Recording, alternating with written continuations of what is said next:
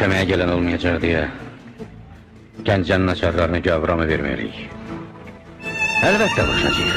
Gəncənin hakimi Cavad xan Ziyadxanoğlu. Cavad xan Gəncəbən!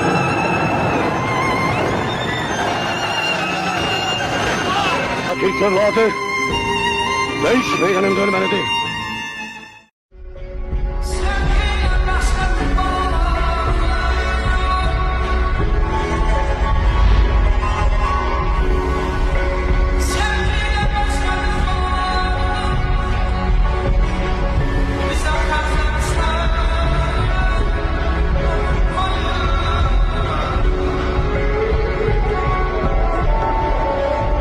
Gəncə bütün ölkəmizin, yəni ürəyidir də, belə deyək, döyünən ürəyidir və bir çox şeylər Gəncədən başlayıb, bu hamımıza bəllidir. Gəncə ilə bağlı orada bir dənə məsələyə orada diqqət çəkin Nəriman Əsənzadə. Tapsam ona bir də.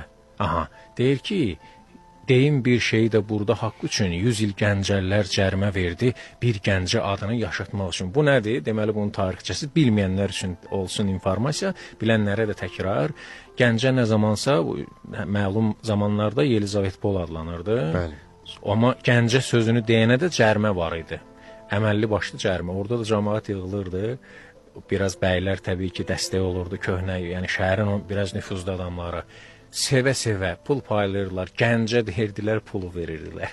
Gəncə deyirdilər. Bu da bir etiraz əlamətlərindən biri idi. Yəni, pulla deyil, qardaş, ala bulsa o Gəncə.